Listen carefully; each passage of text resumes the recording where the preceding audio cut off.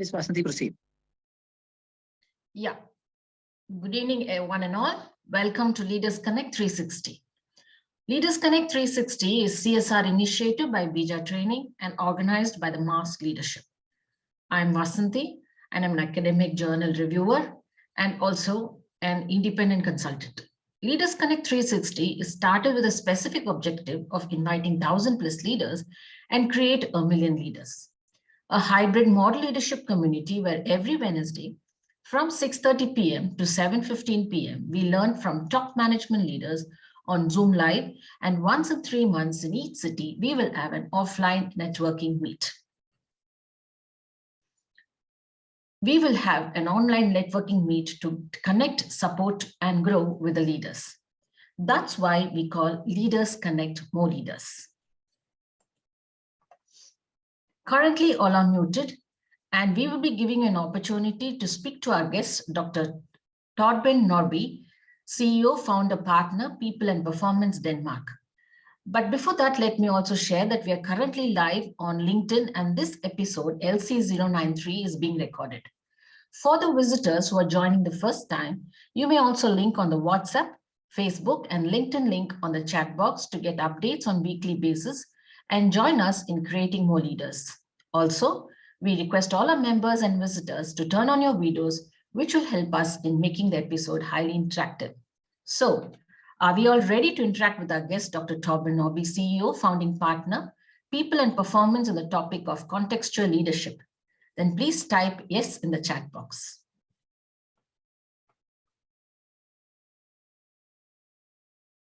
Thank you. Before the introduction of the guest, let me also take the privilege to introduce founder of the Leaders Connect, Mr. Prakash Sharma, who will have an interaction with our guest along with the panel discussion leader, Ms. RamPriya Sridharan, Associate Director, Global Talent Acquisition. I shall welcome you all once again. Thank you. Thank you, everybody. Hi, I hand over the session to Prakash Sharma. Thank you, sir. Thanks very much, Vasanthi. Great. And welcome, Dr. Torben Norby, for our episode Leaders Connect 360. And it's been a great honor to have you here on our platform. How are you, Dr. Torben? I am good. Thank you. And thank you for inviting me, Prakash. I enjoy to have the opportunity to discuss the important topic of contextual leadership. So thank you very much. Great. Thanks very much. And it's been really great that you have been here this year. And our members and visitors, now is a time where today we'll be discussing where our panel discussion leader, Ms. RamPriya Sridharan, the Associate Director from Ramco Systems, will be interacting, having a discussion with Torben. So before we proceed forward, so we have a quick welcome video for Dr. Torben as well as for Ms. RamPriya. Let's understand more about their professional background, and then we start our discussion. So over to you, Arul, for a quick welcome video for Dr. Torben and RamPriya.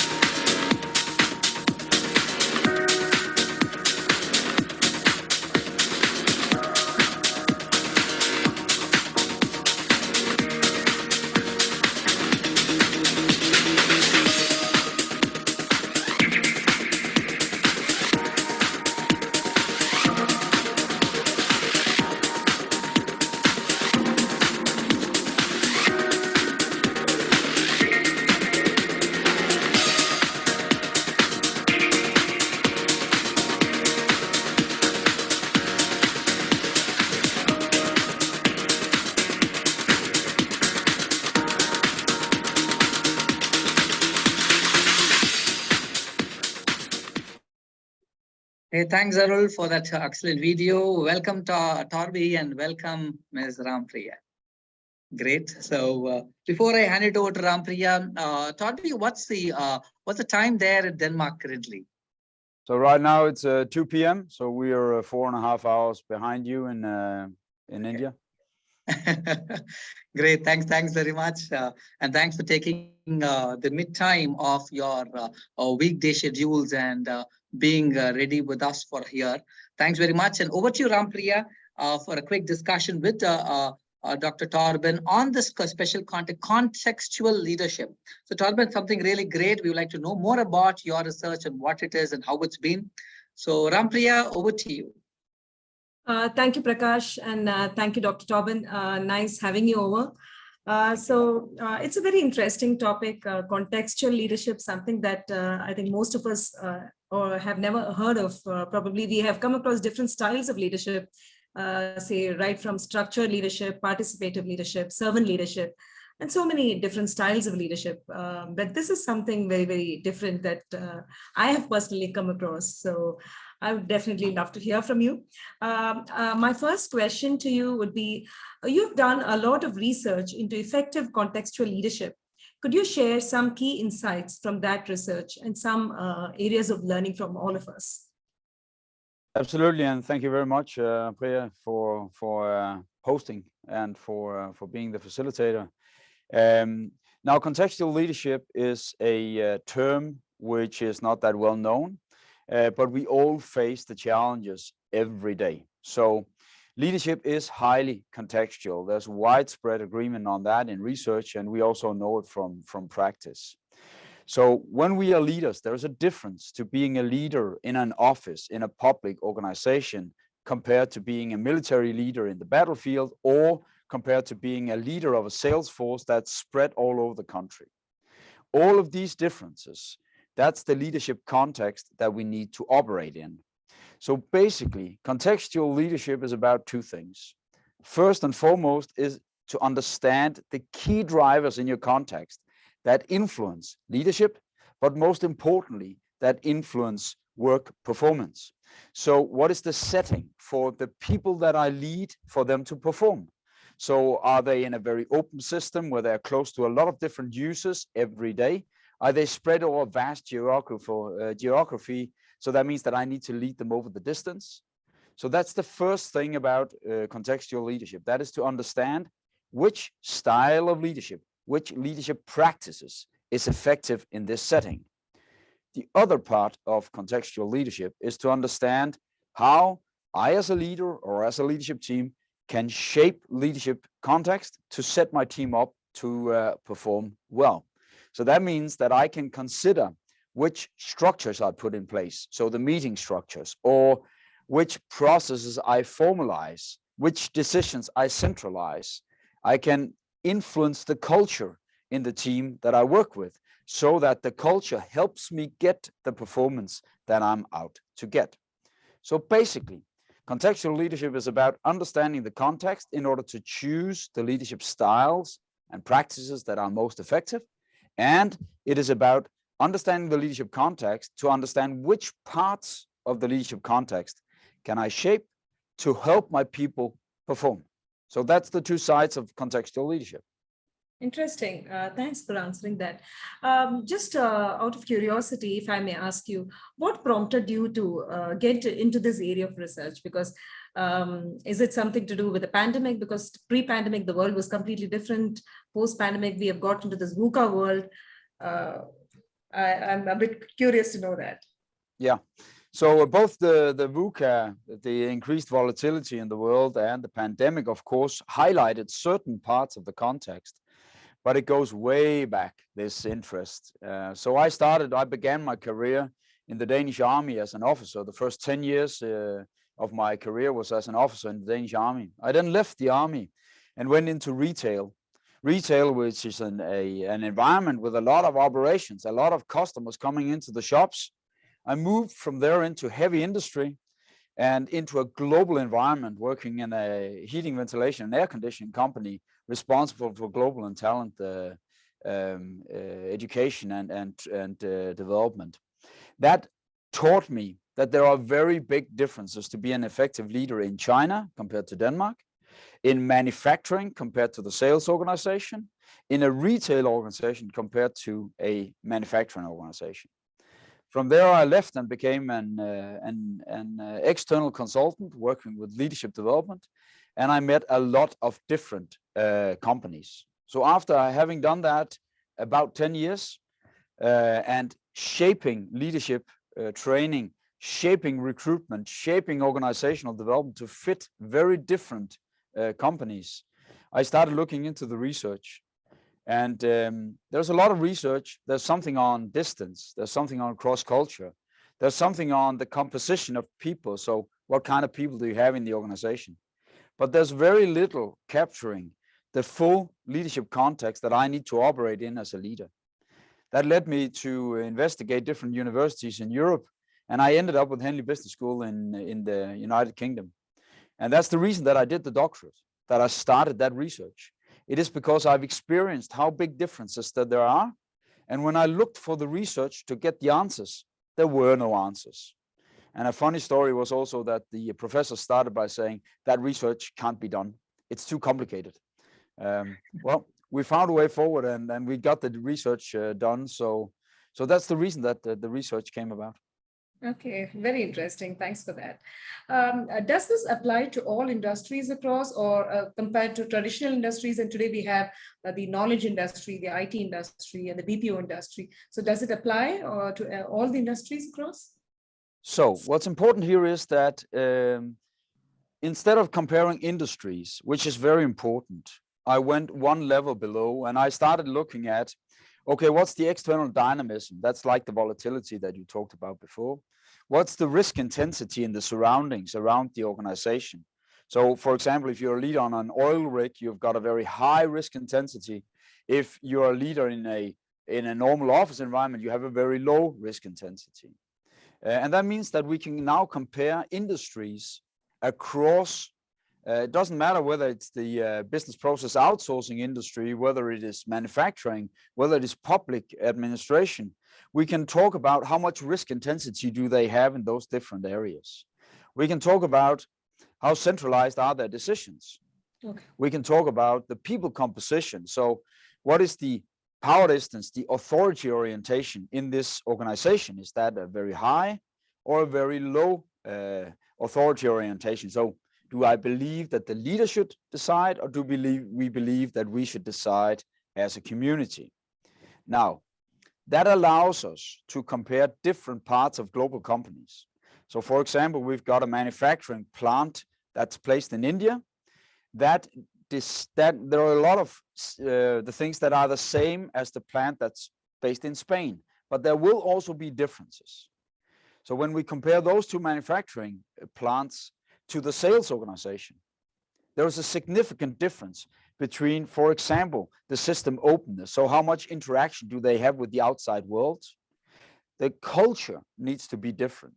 So in the manufacturing department, they need a very strong discipline culture. So they need to be diligent and systematic.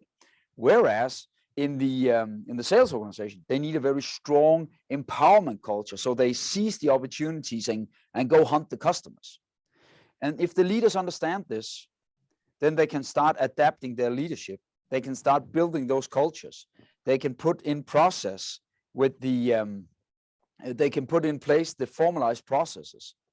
And for leaders leading business units that have sales departments and manufacturing in their area of responsibility, they need to understand this. Because if I lead the sales organization in the same way that I lead the manufacturing organization, I will not be contextual effective. Absolutely. I get it. Good, thanks. So what is the difference between contextual leadership and other leadership approaches or theories that you have come across? So first and foremost, contextual leadership is understanding leadership in context. So if you believe very much in servant leadership, which is about, as a leader, understanding how do you pave the way for your people, how do you enable them to perform? What contextual leadership is about is that surrounds servant leadership. So being a servant leader in a very open environment with a lot of external dynamism and a lot of external complexity is different to being a servant leader in a very stable environment with a very, very strong collaboration culture where the people are really good at coordinating themselves. These are differences. There are still a lot that's the same about servant leadership. But when you go into those two different contexts, you need to be able to find out what's the 1, 2, 3 key differences where I need to tweak servant leadership or transformational leadership, or the same with situational leadership. Absolutely. You need to be a good situational leader, no matter if you are in one context or the other. But the problem here is that it's not the same being a good situational leader in a research and development department with very highly skilled people that actually do something you don't understand as a leader, and being a very good situational leader in a call center where everyone is doing something that you have done yourself, so you are able to actually guide them and instruct them. Those two are very different. So in the call center, we need to be more instructive and directive, whereas in the research and development department, because of the people composition, we need to be much more consultative. So I need to understand what demands the context puts on me, and then I can pull on servant leadership, transformational leadership, exemplary leadership, or some of the other good research. But the difference is,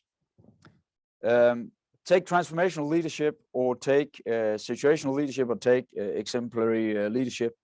They all concentrate on what you and I are doing together as a leader and as an employee, or as a leader and a team. Contextual leadership also says we need to also influence the context, set that up so it helps people perform. And inside that box, we've got a performance arena. And that's where I exercise my person-to-person leadership. Fantastic. So what could be the best skills that a contextual leader can bring with him? Or how should someone develop into a contextual leader? So there are two sets of skills that are needed in order to be an effective contextual leader. One, the first set of contextual skills, so to say, is left out of most leadership theories. And that is to understand the leadership context and understand how I shape and how I influence that and what cannot be influenced. So there is a set of skills here of deciphering, understanding the leadership context. That can be learned. There are about 30 factors that the research found that are important. And in every context, there are maybe a handful of factors that are the most important. So you basically, you can get your hands around those. It's like, if you've got a personality inventory, you can learn the different parts in a personality trait, and then you can start using that. So that's one set of skills, understanding leadership context. The other set of skills is about building, shaping the context. And one very important area there is about shaping culture. So how do you involve people in building the cultures that will support your performance? So for example, in a hospital, it will be very, very important that you've got a voice culture so that the nurses speak up if they can see that a mistake is committed or is about to be committed. So we need that psychological safety. We need that active voice culture. So that's key in a hospital. In another company, for example, a manufacturing company, it's very, very important to have a very strong safety culture and a very strong continuous learning culture. So what contextual leadership can do is that it can teach you the process of shaping that culture, developing that culture so that people start taking more responsibility.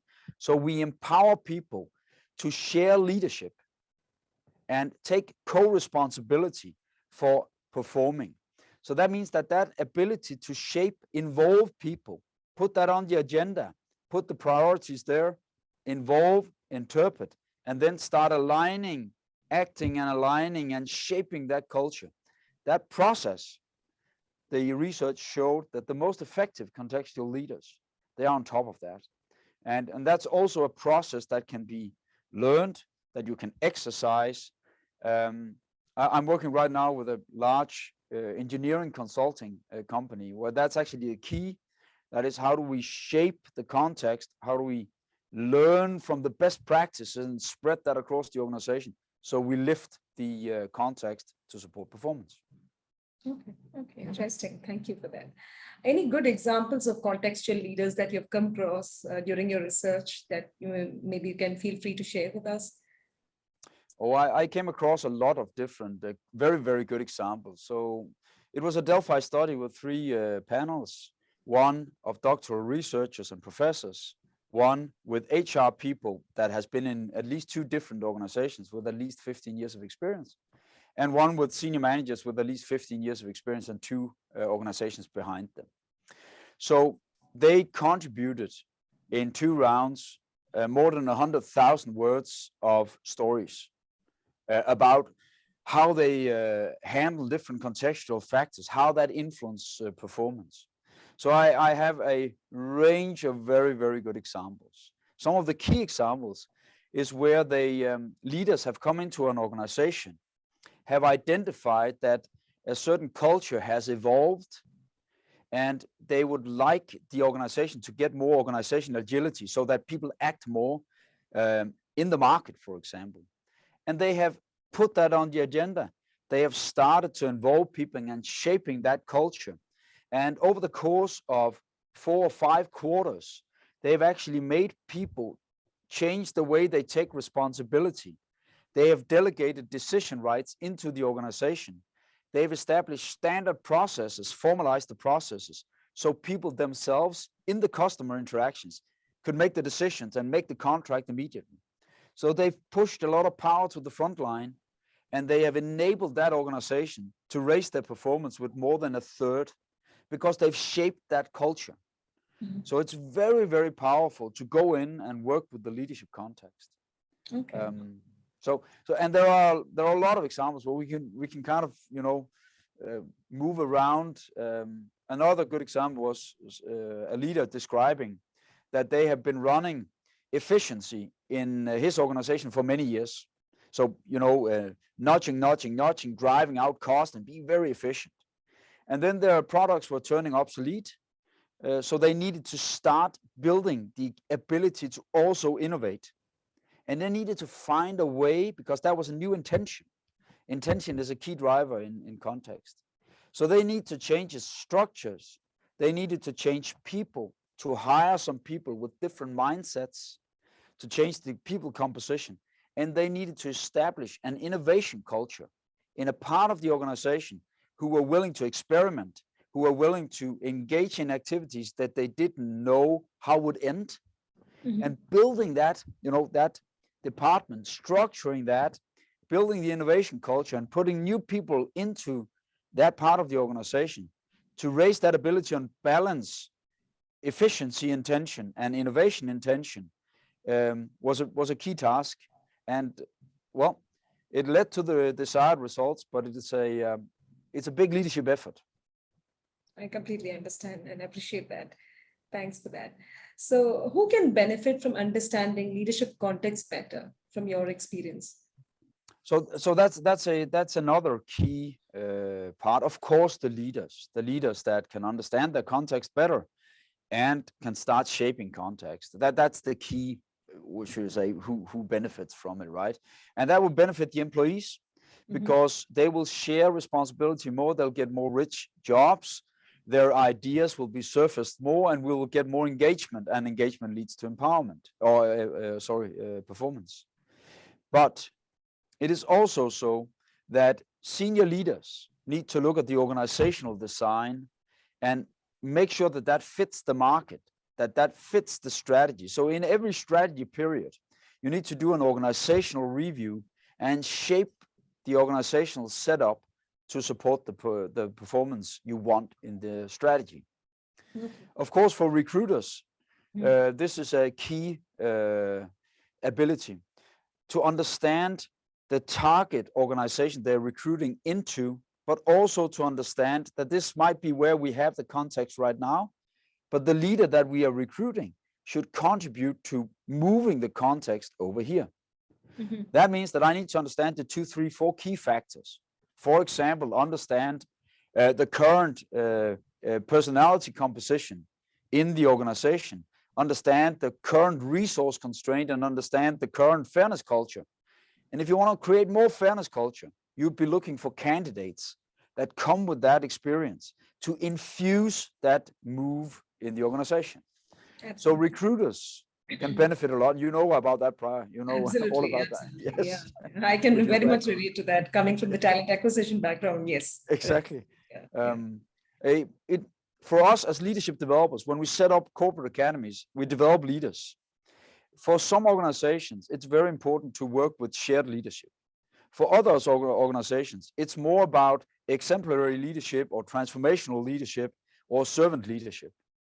So understanding what kind of leadership style benefits the organization the most, that comes out of understanding the contextual demands and the setting, the operational settings. And if you don't understand that, you might introduce tools or approaches that are not the most effective compared to the organization. And finally, the people that are working with mergers and acquisitions, that are working with change, if we do not understand the target context that we want to create, it's very difficult to make people understand which parts of their habits, path dependence, the way they have been operating, should we leave behind, and what should we try to create together. And that's everything from how formalized processes do you want, how centralized decisions do you want, how do you want to organize your hierarchy, to what kind of culture do you want, what kind of strategy are we facing in the future, how big a risk intensity or how geographically spread will our people be. So I need to understand which are the factors that are the target factors in a merger or an acquisition or a change. And how does this contextual leadership apply when you're managing remote teams, given that people are dispersed across the globe? In my own organization, we spread across the globe. So I manage teams who are sitting out of Australia, out of the US. So how do I be a contextual leader? How does it apply? Yeah. So first and foremost, we need to understand what is the key intention that you are pursuing in your department. So if you are in a recruitment department, this is about running effective recruitment processes and having success with that. And that means that we need a certain efficiency. We need to follow certain processes. We want to do it in the same way, and we want to apply good tools and good methodology. So that's an efficiency intention, which is different from an innovation intention if you are an R&D department that was experimenting, right? Correct. So once I've understood that, then I need to understand that this workforce dispersion that we are all over, that demands from me certain leadership practices. I need to have a frequency, structured frequency of check-in. I need to have stage gate models so that we can follow the process, even though we are asynchronous. That means we're not working at the same time. Then I need to look at which decisions do I want to delegate into the organization, and which decisions do I want to centralize, either because they are big decisions or because having one centralized function, for example, who decides the salary or who decides the title. You want alignment on that, so you centralize those decisions while you decentralize other decisions. So you'll be looking at the whole structural area, setting that up to support performance best possible. Then you'll hire people that are more diligent, that are more oriented towards the human side than towards the system side, because they need to be able to assess. And you need a certain level of expertise among the staff that you hire. And then you look into the culture that will support this the most.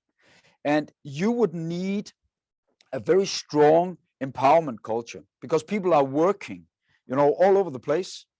So they need to take initiative. They need to drive the processes themselves. So we need to, empower the self-directed initiative, because if everything needs to go over you, then it doesn't work. So for you, it might be very effective to work a lot with setting up the context and then acting as a servant leader to support your people, because they can run the operation themselves. So what you primarily do as a leader is that you invest yourself in supporting, motivating, engaging, and developing your people. Whereas if you are in a manufacturing environment, you might instead be more of a transactional leader. following up very much on deviations, running team board meetings, being very diligent on the quality in every step of the production line. So there's a significant difference here. Understanding the context, shaping that to support the performance because you've got them distributed, and then choosing the leadership style that's best for you. Now, that's when you talk about a dispersed team with your intention and with the process that you need to run. And this is what contextual leadership is about. When you understand that, you can be the best leader that serves the purpose right. We are leaders to create value for the organization that we serve. And that means that I need to adapt my personal style, be authentic, but adapt my personal styles to support that. Absolutely true. Thank you so much for that. The other interesting question that I have is I went through your website, very interesting. One of the things that caught my attention was the 5-factor model, the framework that you have come up with Yes. with respect to contextual leadership. Would you like to share some thoughts around that so that viewers can be benefited? Absolutely. So on the website, I described the model and the context. I've also got a couple of videos elaborating on it. So the 5 layers of leadership context emerged when I started looking to existing research on what type of factors influence the leadership context. The first layer, the first category of factors was the intention. We've got 4 different intentions. We've got purpose intention. We've got the efficiency intention we've talked about, innovation intention, and then a human capital intention, which is, for example, the Google intention of hiring the best people in the world and then let them figure out what to do. That's a human capital intention. So that intentionality comes out of the strategy and the operational priorities, and I need to understand that as a leader. So the factors in that category have very much of a guiding effect on my leadership. So that differentiates it from the external environment, which are factors that are going on outside my leadership context, but influence into the leadership context. And that's where we talk about external dynamism. How often does things change? External complexity, risk intensity, workforce dispersion that we just talked about. Yeah. And I need to understand those as a leader, but I can't change them. Listen, I can't change the external risk. If I'm a military leader, there is a risk. I can do something on the inside to mitigate it, but there is risk. If I'm running an operation in a factory where we produce very large, heavy items, there is a risk. I can mitigate it, I can build a safety culture, but there's a risk. So that's the second kind of layer of factors. When I've understood them, and that's the top of the triangle or the pentagram that you're talking about, then I understand the basis for my leadership. Then I look to the structures and I say, which process do I want to formalize? Which decisions do I want to centralize? What is the internal complexity that we are facing? In some companies, we've got it's really complex, right? If you're building high power computers, that might be very complex compared to working in a supermarket. So the complexity internally. We've got the interdependency. So how much are the different departments connected? How much do they depend on each other? Is it a sequential dependency, or are they kind of, tied together like in a project organization? And then we've got the hierarchical placement, because it's not the same being a leader, frontline leader, and a senior executive. Once I've understood that and looked at how does that compare to the intentions, does that support the intentions? Or do I need to, change so that some decisions are pushed to the front line because we are changing our intention? We want more purpose intention, for example, is service, or it can be saving lives in a hospital, or it can be providing green energy in a windmill producer. It can be to serve the citizens in a public organization. And once I've looked at that, I will look to the cultures that I want internally to support that. So do I want a strong focus and ambition culture, which is very much about being goal-oriented and driving towards the goal? Do I need a strong change culture because we're going through so many changes all the time? Do I need a strong empowerment culture, which means that people will take a lot of initiative themselves? And there are 12 subcultures, and usually it's 2 or 3 of those that are most important. Having understood that, I've got 4 layers in the leadership context, and then I turn to the most important thing for me as a leader. That's my people. And then I look at the people composition. Do I have the mix of personalities that are the right mix? Do I have the mix of values that support the culture that I want? So for example, if you've got a very individualistic company that wants to build a strong collaboration culture, then there might be something that you need to work on, right? Then you might need to hire more people with a we mindset. Or you need to find a way of motivating these individualistic people to actually build a collaboration culture. And I need to look at the expertise composition. So do I have people that are skilled enough to do the intention that I have? Now, these are the 5 layers. And the reason that there are 5 is that these are 5 different categories. And I found no factors that didn't fall into one of these categories. And basically, it was confirmed by past research. It was confirmed by each of the 3 panels from a statistical point of view. And it was confirmed qualitatively by the remarks that they came up with. So I needed at least 2 solid examples in each panel that supported the statistical results in order for me to conclude that this is basically, it's valid to put them in there. And that led to the 30 factors, basically. Okay, interesting. Thank you very much for that. The other question that I have is, organizations are fraught with silos, though management doesn't believe in that, doesn't want that to happen, because we all want to work together towards one common goal. Does contextual leadership help in breaking those silos and integrating all these departments, and probably each department speaks to one another and work towards achieving the organization goal? So let me give you an example. I've been working with a company now for the past 2 years. A part of that has been that we have educated all the leaders in driving that cycle, that contextual leadership cycle I talked about before. And that means that they have now started to create a much better collaboration across what we could call silos, but organizational boundaries. And the reason for that is that there is a methodology, there's an approach to making that happen. But it demands effective leadership. It demands leadership effort. It doesn't come by itself. And silos is a very good example of context that doesn't support the performance. So we need to shape that context so that it kind of fits the performance. So it's a very, very traditional example, but it's also an example that we can address and we can change through leadership. They've been added over the past 2 years. It's a large organization, 30,000 people, and they are seeing significant progress in lower number of errors in the coordination, much stronger collaboration, much earlier warning about resources needed, problems with the customers that go downstream, manufacturing problems that will hit the sales organization. All of those dysfunctionalities of the silos have been reduced. It's not a silver bullet. It's hard work, but it can be done if leadership starts working on it. The cycle is described on the website, so you can get an insight to it there. Thank you for that. I'm not sure if we are left with some time.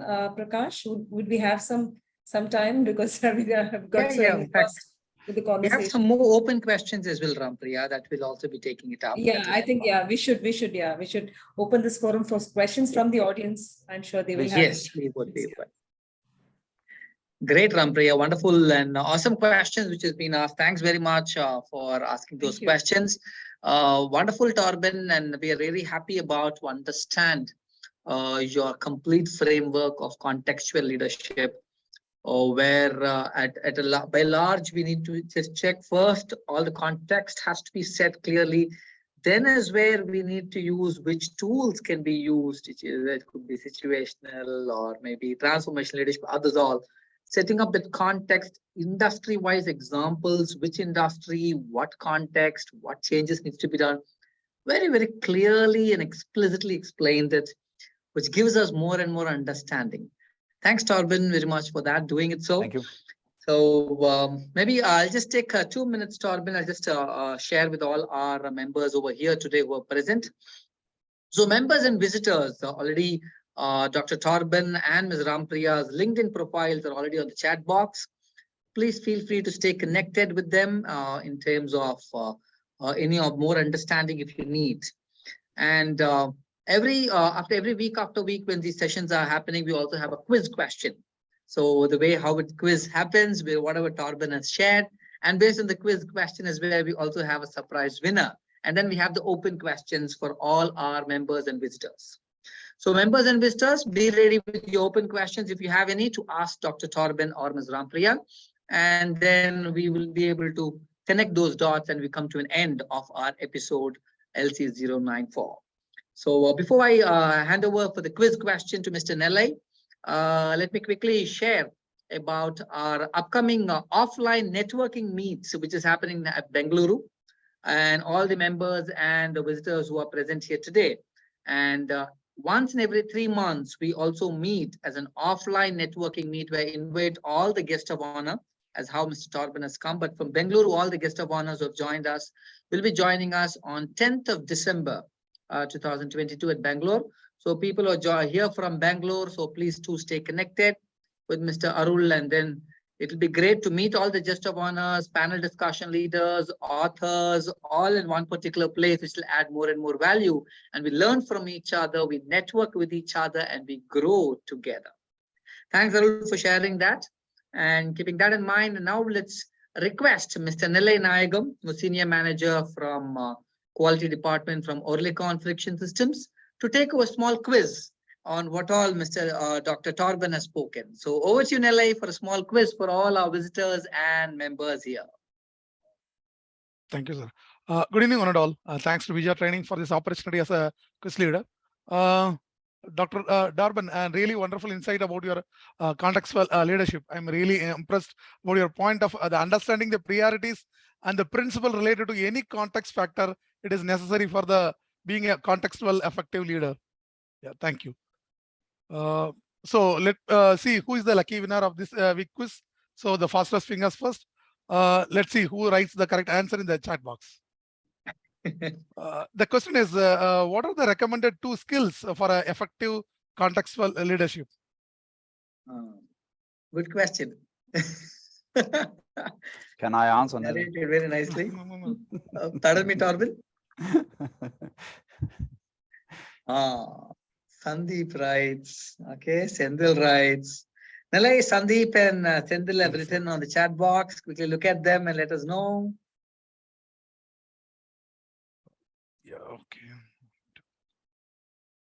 Okay. Out of yeah, I can consider. Oh, more answers are coming up. Awesome.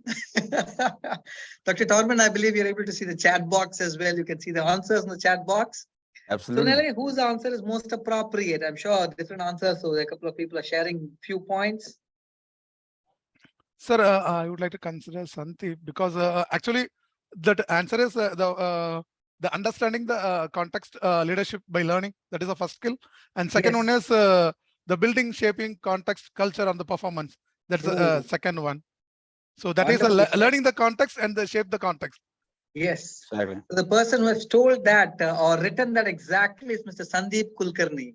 So congratulations, Sandeep Kulkarni, for sharing that exactly what Dr. Torben told about the 2 important skills which is required to possess for a contextual leadership. What is the understanding framework of an organization? At what level the organization is currently? That itself is very, very necessary. And then building and shaping the leadership context, then is where we need to go more deeper. Excellently shared, Sandeep. Superb, wonderful. Thanks, Nellai, for asking that question. Awesome question which you asked as well. And congratulations, Sandeep Kulkarni. You are getting the Master Leadership's 360-degree assessment as complimentary, Sandeep, for you. So congratulations. All the members here can type in congratulations, Sandeep, on the chat box. And Sandeep, you also get an opportunity to talk or ask any question to Dr. Torben if you have any as well. So congrats once again, Sandeep, for that. Awesomely answered, and shows how very attentively you have been listening to what Dr. Torben has told. Excellent. Good one, Sandeep. Yeah, So members thank and you. Yeah, please. thank you Sandeep, everyone for the thank you everyone for the wishes. And I just guess these are the tools, though actually it's a context, but even I was little puzzled whether it's a tool or not. But I tried to frame what I understood by contextual leadership. I don't have any question. I think I got most of the answers, but something new, again, new word for me to learn. I will visit the website and try to connect over LinkedIn as well with sir. Good. So let us see how I take it Please further. do. Thank you. Excellent. Thank you, sir. Sandeep, on this regard, just quickly introduce yourself in nutshell, just quickly, what you do, that is enough, and then we move on to the next. Yeah, so I come with career background of IT in the IT industry for 30 years. But currently for the past 2 years, I'm into career and performance coaching. So I take care of students and professionals and managers and various aspects related to their career performance or mid-career or the dilemma. And typically, my most of the clients are somewhere around 25 to 35, 40 years age, because they are the people who are vulnerable with the current job market situation as well. So there, and I'm based out of Bangalore.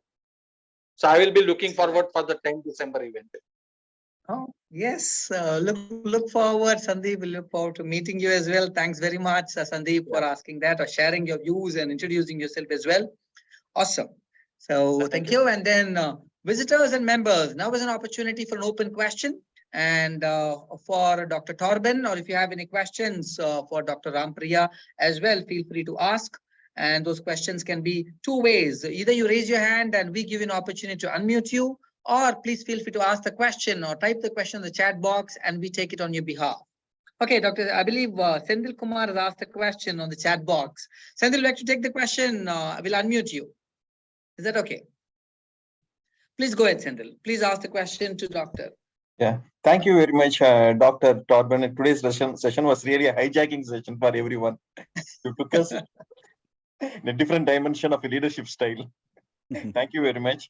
In the meantime, actually, if you see organization is a mix of actively engaged employees, then passively, partially engaged employees. Other is the actively disengaged employees who are always trying to do something against the organization. So when we have a mix of all these employees using this style of contextual leadership, how can we bring them to a baseline so that we harmonize the culture across the team? So first of all, it's a very relevant question. So when we talk about culture, it is a shared way of doing stuff here. You know, that's the way we do around here. And that means that if you're going to shape culture, you need to do it with the team that owns the culture. And that means that when we've got people that are detracting, that are, you know, pulling in the wrong direction, they can do that overtly. That means that they express it, or they can do it hidden, right? And in any instance, I need to engage the team in having certain priorities about how we want to act here. So for example, if it is imperative for us that we always let the other departments know when we've got trouble in our department. So if we are manufacturing, we want them to, you know, let them know as soon as we can see the trouble, not trying to hide it. Then we need to take that discussion and then interpret that with the people on what is okay behavior and what's not okay behavior. And then we need to follow up on that and come back to that a week after or fortnight after in our team meetings and saying, okay, so what examples have we seen of okay behavior? What examples have we seen of not okay behavior? So the short answer is, as a leader, you need to involve the people, interpret what is okay and not okay behavior, so that you can afterwards start to talk to the team about who's acting with not okay behavior and how do we move that. So you want to use some positive peer pressure, mobilizing the team and having them share the responsibility for building that culture that you want. It is very difficult as a leader to do this one-to-one. But if you do it with the team and they commit to it, they will, you know, help each other to act in the right way. So you need to mobilize in the positive way some peer pressure. Does that make sense, Sunil? Yeah, but one point is this actively disengaged employee is backed by the union. They have a union. You can't approach them. You can't mentor them directly. They have separate association. He's shielded with the union. Yes, and that is very often in some companies a separate setting, because then we need to mobilize and not what the leader does, but what the organization does towards the union. Okay, so we've got two levels. So as a leader, I need to work with the person and the team, and then I need to get the organization to work with the union, because else, you know, it'll be that doesn't work. Okay, so I need to I influence the people and the teams, and I let my organization influence the unions, because else you'll be it will be very difficult for you as a leader. Yeah. I have a quick question with this context. How about creating culture champions? Do you think it's going to help, mobilizing people and supporting and shaping the culture of the organization? Will it help? So the short answer is yes, it will help. Okay. So yes, it works, and it works even more if you start educating them in how we actually mobilize and shape the culture. So if they get good at that, you get much more bang for the buck. You get more effect. But culture champions works. Yes. Probably address the what's in it for me. Yeah. What's in it for me, but also what's in it for the organization. So Exactly. both sides of that. Okay. Yeah. Yeah. Thank you. Awesome. Good question, Sendil. And then that was very nice question. Added on to that, RamPriya is also culture champion is very important role which companies play nowadays. True. So we have one more question, Torben, and then with that we come to an end of our episode. Is that okay? That's absolutely okay. We have a question from Mr. Devarayan. So yes, Devarayan, please go ahead. Yeah, thank you. Am I audible? Yes, Devarayan, you are. Yes, thank you.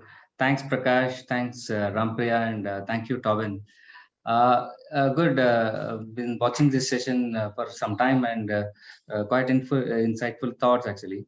So I just wanted to ask a question, like, context setting. Every departments have different context.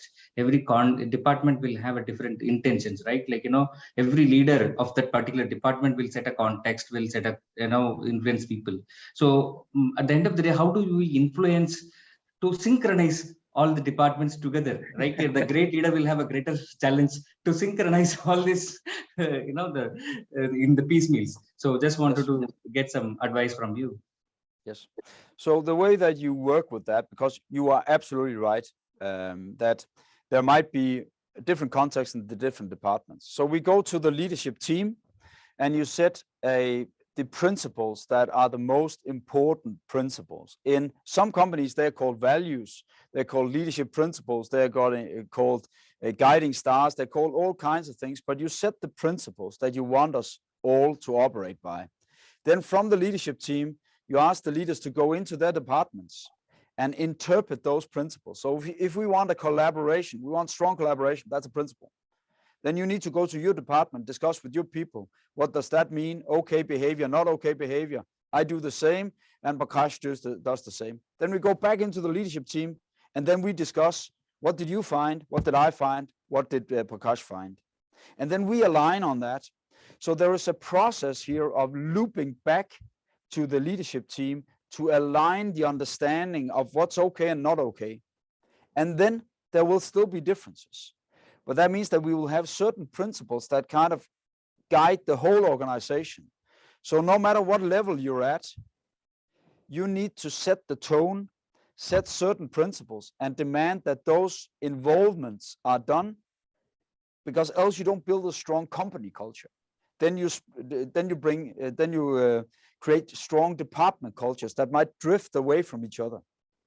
And this is the problem in a lot of mergers and acquisitions. You don't go to the top and set those priorities and then start working on it.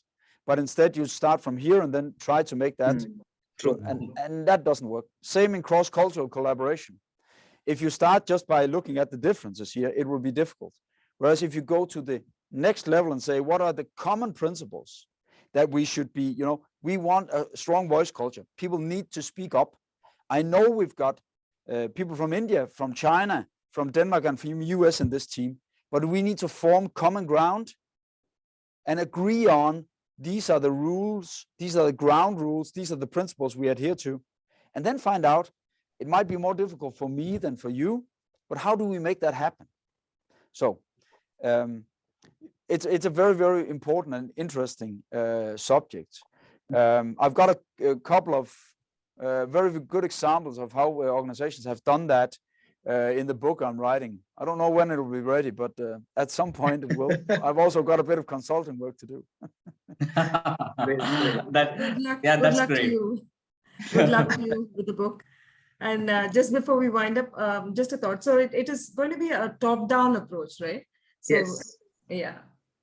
Yeah, both. I think most of the time, I think the departments will discuss each other and they will try to settle the issue with themselves, which may most of the times may not get settled, right? Like, maybe one line up they have to go, and they understand the larger picture of the context. Like the context will be in a larger stage in that particular point, so they may find some common solutions to both people. But important, prior to answer, it can be a top down, but it can also be a bottom up. So that means that if you found very good, strong solutions in one department, you will lift those.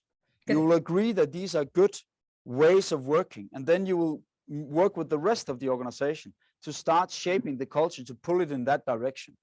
And that means that if you want to change an organization, very often you find a front runner department. You might have hired some new people into that department. You build a culture, and then you start pulling the culture, pulling out the principles, putting them into the leadership team, discussing how to deploy them and involve, and then you start shaping the rest of the organization. So you can work both top down and bottom up. Okay. Thanks for answering that. Thank you, Torben. Thank you. Thanks. Thank you. Thank you very much. So Devran, would you like to introduce yourselves quickly, and then? Yeah. Thanks, Prakash, for that. So I'm Devrayan, heading compliances for Hitachi Group of Companies, Hitachi Energy Group of Companies in India. Great. Thank you very much, Devran, for the awesome question. It has given us more understanding and clarity with your question as well. Good. So members and visitors, now is the time we are coming to an end of our episode, and I know the discussion can go on, and we can actually take much more deeper insights from Torben, but whatever we start, that should be coming to an end. And for today, we will be coming to an end with whatever key insights we have taken from Dr. Torben. So for whatever pointers we have taken, I would request Mr. Sendil, who is the senior manager from Daimler India, to quickly summarize what all are the key takeaways in a nutshell. And then we introduce our next week's leader, and we come to an end of our episode. And so, yes, Sendil, over to you for a quick summary in a nutshell. Thank you very much, Prakash. By the way, this is Sendil here, working as a L&D section of training at Daimler India Commercial Vehicle in Chennai plant. I've been in this company for almost 13 years, and today's session was really very, very useful. And I can take this takeaway for my daily, day in, day out practice with my employees, with my team. Thank you very much, Torben. But the interest of time, I would like to take this summary role and would like to keep it short. Coming to the contextual leadership, it is nothing but setting the right context and shaping the team to ensure that the team meets the performance, which is the intent of the organization. Second is how this contextual leadership has been seen as, if you look into manufacturing organization, we discussed about 2 manufacturing organizations in India, other one is in Spain. At the end of the day, the organization need to ensure that the context of manufacturing industry should focus as a process oriented, and process oriented for a manufacturing industry should ensure learning as well as the safety. Whereas in case of a sales organization, empowerment is a sign that they need to ensure. Now, coming to the first step in the understanding the contextual leadership is to see what we can influence in getting the team done, and what is not possible. So this is one traits of setting the contextual leadership style. And coming to the next is building and shaping the culture as well as to support the performance of an organization. Now, what are the examples of contextual leadership? Is the cultural leader, HR professional, and senior manager who have about 15 years of experience. They go through this contextual leadership. Now, coming to the key factors that sets the context is intention, process, efficiency, structured gate to ensure the right context is met in organization. And when we come to the hiring the people, we need to ensure the right talent with the right culture. Now, coming to the metaphor or the analogy of this contextual leadership is the driver who takes the bus in before starting ensure the right passenger board the bus. That's a nice one. In a simple nutshell, True, this is the true. message. That's a good one. So the driver really takes the right passengers. Yeah. Good. Before taking the bus. Good, Sendil. He's Is it pointer, reflecting, Sendil, on he's that? reflecting from his industry, coming from the automobile industry. Yes. Rightly said. I would say that's the context. Yeah. Yeah, because he ensures the passenger goes to the right destination. Good one, good one. Great. Thanks very much, Sendil. Awesome summary of what all we are, in fact, Dr. Torben has spoken. And this adds a lot of value to each other in terms of going back, applying, rethinking about this, and how in our respective organizations can we really deploy them? Where are we currently? And what changes are required in our current organization where we actually can deploy these, and which level and which industry are we in? When we start thinking and analyzing all these, I'm sure it'll give us a more clarity of path of what we actually need to be doing it. So great. So that's thanks very much for all the people who have joined us today for being in here. It's been an awesome episode. And with this, I come to an end, and I would request Nellai Nayagam to share the vote of thanks. Thank all the people who have been here and all the leaders' role taken. And just before me handing it over to in fact, Nellai Nayagam as well. Dr. Torben, if you have to share in one liner about our community of how the people are and what is that one piece of liner or advice we'd like to share with all the people who are here today. So if there's In one just piece one of liner advice, you'd like to share. yes. So if there's one piece of advice, it is to pay attention to context and then try to take that into account when you lead. There's a lot to gain from understanding the context. So that would be the one piece of advice. Excellent. Thanks very much, Torben, for sharing that. And that's been really great. So I would request now Mr. Nellai Nayagam to share the word of thanks and thank all the leaders and people who have been here today. And after the word of thanks is where I would request all the members, we'll get an opportunity to introduce each other. And many more people are there in the room today here. So if we'll get an opportunity to quickly share and introduce. So we'll request you to wait till the end. Over to you, Nellai, for a quick word of thanks for all. Good evening, one and all. Thanks to Bija Training for this opportunity. Dr. Torben, a really wonderful session with the more practical tips on the contextual leadership. Before me sharing about the next week leader, let me quickly share again the purpose of the community. For the visitors who are attending the first time, the Leaders Connect 360 is a hybrid model leadership community where every week on a Wednesday from 6:30 p.m. to 7:15 p.m. we invite a top management leader from a reputed corporate company to share the solutions for our real-time leadership challenges, like how you have seen from Dr. Torben. And this Leadership Connect 360 online leadership community also gives an opportunity to network with the people on the last Wednesday of every month through online and once in 3 months with the direct networking at each city to network with the working professional for a personal, professional or a social needs. That's when we call it as leaders creating more leaders.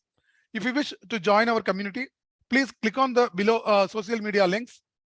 So now I am happy to announce our next week episode. The last Wednesday of every month has always been an episode where we network with the like-minded leaders for a constant growth. One of the secret of how powerful leaders who are growing constantly is through networking. At Leaders Connect 360, we network through NOEL. Want to know what is NOEL and how to be used? Join us on 30th November 2022, Wednesday, 6:30 p.m. to 7:15 p.m. Zoom live. Registration links for this episode will be shared through social media platform shortly. I'd like to thank the guest and the panel discussion leader for spending their valuable time in sharing their experiences and solutions. Thank Great. you. Thanks for the opportunity, everyone. Thank Yes, you, RamPriya, Prakash. thank you. Thank you, Nalinayagam. Thank you, Arul. Thank you, entire team of Leaders Connect. And thank you, Dr. Torben. It was a great pleasure interacting with you. Lots of learning, loads of learning, I would say. Very insightful. Thank you, ladies Thank and you. gentlemen, for having me. It's a pleasure to have the opportunity to discuss leadership. It is so important to the people that work in our organization. So thanks. We'll stay connected, Torben. So we are already there connected on LinkedIn, and we will stay definitely connected, and we'll see what best future can we be taking it forward as well. So for all the members, visitors, and guests, here's a thanking you video, and we end after this. And we have an introduction. People who would like to stay back to introduce yourself, please do stay back. Here's the ending thank you video for all.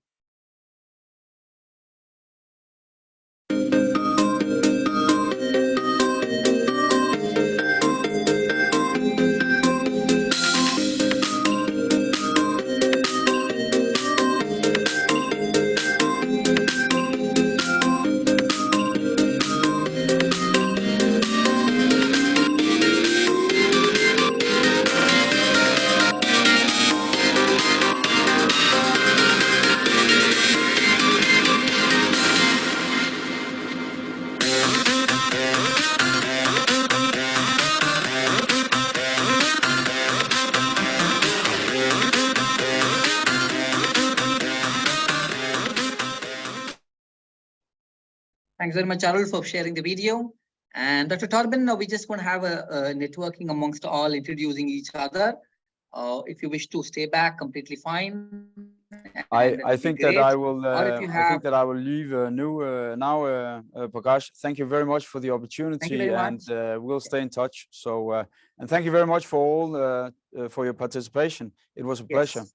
See you. Pleasure. Thank you very much, Torben. Thank you. Bye-bye. Thank you. Thank you, Prakash. I may have to leave now. Thank you. Yes, thank you, RamPriya. Thank you as Thanks well. for the opportunity once again. Thank you. Thanks, We'll everyone. stay in touch. Thank Sure. you. Thank you. Bye-bye.